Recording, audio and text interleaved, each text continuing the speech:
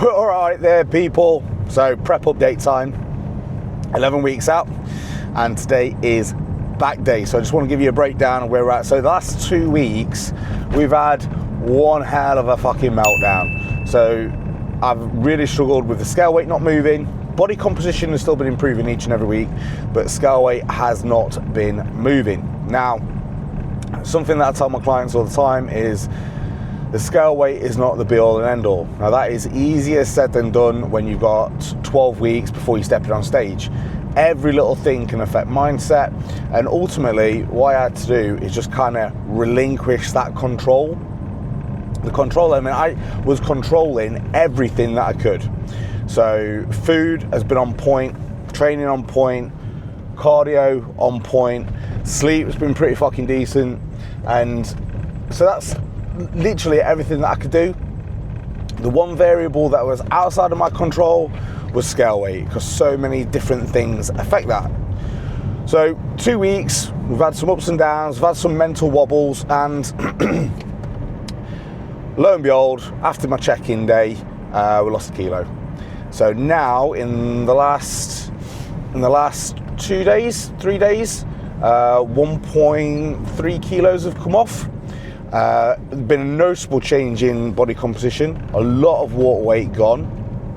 Just feeling just like the shape is there now.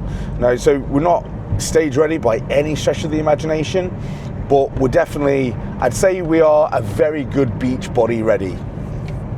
Now, every kilo from now is that step closer towards stage condition. And in the next 11, 12 weeks for the first show, probably looking to take off another 8 kilos, I would say. Big ask, but at this rate of loss, there's no reason why we can't. And 8 kilos off, that's going to present a really good stage presence. That'll take me to around, it'll be 97 kilos. And my previous stage weight was 92. So with a year and a half off season, it sounds about right. So we're looking good. So today is going to be pull day. I'm going to be taking you through that in a minute. I'm going to take you through, probably do a little voiceover of the different exercises that we're doing. What we have been doing recently is, because fatigue has been creeping up, we've been using an autonomic system to regulate my volume. So instead of going all out and forcing through sets that are potentially going to be giving us a little bit of junk volume, potentially going to be causing a little bit too much fatigue, we put a rule in place. And basically, if I go and I've got 3 sets planned of an exercise, but on any of them I don't match or progress, so for instance the previous week I did 100 kilos and 10 reps. If on the first set I don't get 10 reps, I just stop.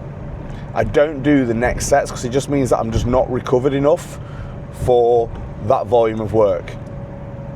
So that's been working pretty well. And most of my exercises, I've not had to use it, but chest, especially incline chest, that's an exercise where I do feel fatigued the most. So I have noticed that I've had to drop a fair few sets on my incline Smith over the last 2 weeks. Now, it's obviously doing its job, because the last time I did my incline Smith press, I actually progressed it. So I think having those 2 weeks of reduced volume has allowed me to now progress it later on. And this is what people need to remember during a prep, is it's not about doing more, it's about doing better quality. And if you have to do less to get better quality, then that's what you need to do. And it's a bit of a mind fuck, because we always want to do more in a prep. We always see more as better, when that's just not the case. Let's go through food as well. Fuck it, YOLO. So food at the minute, 2100 calories, and I'm just following the same food every single day. Now at the minute, 2100 calories, you might not think that that's a lot, but for me, that's actually a decent amount. You know, I've been at 1400 calories before in a prep. So I'm losing a kilo per week at 2100 calories. That's pretty fucking good. So I tend to have my first meal about 10 o'clock, move that back so I've got more food in the evening. First meal of the day is 6 rashers of turkey bacon, tomato, spinach, and 2 sandwich thins with an apple. Then I have 3 chicken and potato meals. So it's 200 grams of chicken, 200 grams of potato times 3. Each of these meals I'll have slightly different. So one I'll have a little bit of gravy on, one I'll have a little bit of mint sauce on, one I'll just have salt and pepper, and then I'll add some veggies with 2 of those meals. So I'll add some broccoli, I'll add some cauliflower, and we're getting a little bit more fibre in there, a little bit more macros. I've also got a little bit of dark chocolate, and I've also got 200 grams of frozen pineapple, and I shit you not, if you want fruit, like frozen fruit, get it from Costco. Whether it's frozen mango, frozen berries, frozen pineapple, Costco is the bollocks. The bollocks. It's fucking brilliant. The pineapple in there, they put nothing else on it. It is just frozen mango, but it just tastes so much sweeter. And normally I find that frozen fruit is not, like, it's a little bit bitter, a little bit tart, but I don't know what it is about Costco fruit, it's just fucking amazing. And then my last meal of the day is a Ninja Creami. So I've been bringing back the Ninja Creami, and for me, you can have a really nice tasting creamy with really super low calories. So I use 300 ml of unsweetened almond milk, and that's the key. So unsweetened almond milk is about 14 calories per 100 ml. So you got 42 calories there, I think. 300 ml, a scoop of whey protein, and I use Perform Whey. I'm using the pistachio and chocolate, Dubai chocolate, at the minute. And then I put a little bit of Jello in. So not the English Jello, I use the American Jello, which is like a pudding mix. That just gives it a little bit more of a creamy texture. And you put it in the freezer. That is a phenomenal evening protein snack. It's really nice. Like, you put a few chocolate chips in there and mix it in. It's phenomenal. Now, if you can tolerate it, I don't, but you can put xanthan gum in there, and that gives it just a little bit of a better texture. If you want like a proper like, you know, thick ice cream, but I found the xanthan gum and those thickening agents, they do give me a little bit of IBS type symptoms, so I just don't bother. You know, almond milk, whey protein, Jello, it's, yeah, fucking brilliant. So, pull day coming up. I'm going to give you a little bit of a voiceover. That was my prep rundown. Over the next few weeks, I'm going to be doing one on anabolics. I'm going to be doing one on peptides, the peptides that I'm using. So I'm going to do a few more videos on that. But get ready. Pull day. Let's go, people. Boom. Right. Let's have a look what's going on here. Let's turn this fucking volume down. So I always start off with a big compound first. This is probably one of the best rows you can do.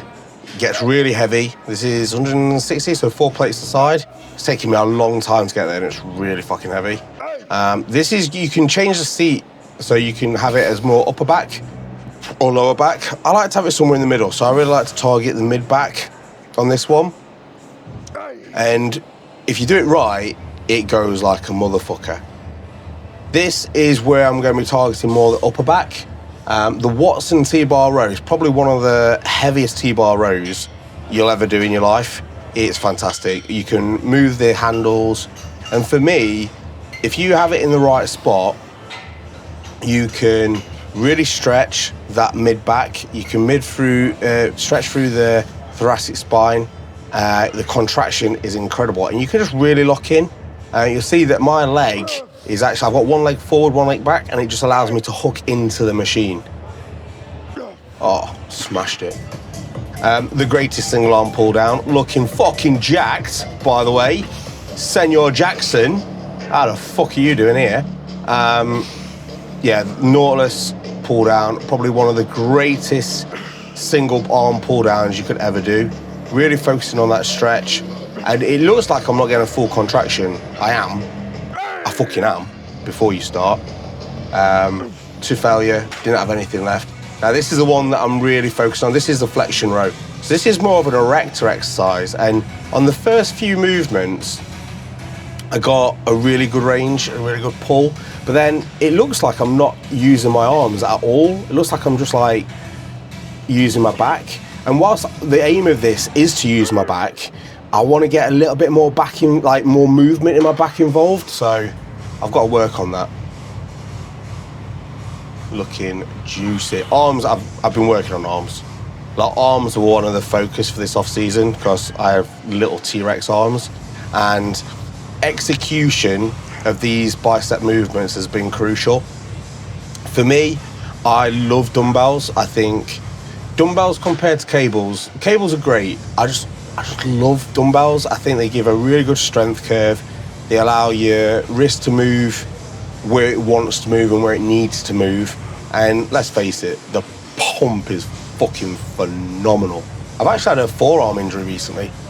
So you notice that I'm twisting my hand at the bottom.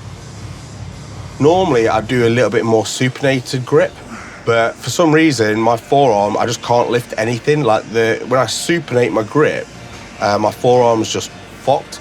So I have to do this twist. Here, I was literally pain-free. So yeah, it is what it is. And you're gonna get niggles. You're gonna get niggles in movement patterns, that's for sure. You just gotta make sure you adapt. So sometimes people are like, oh, I'll just not do biceps. All right, stop being a fanny. Just get it fucking done. Just do it in a way that causes looking fucking jacked. There's some exercises that I do and I think you are fucking wham. This is one of them.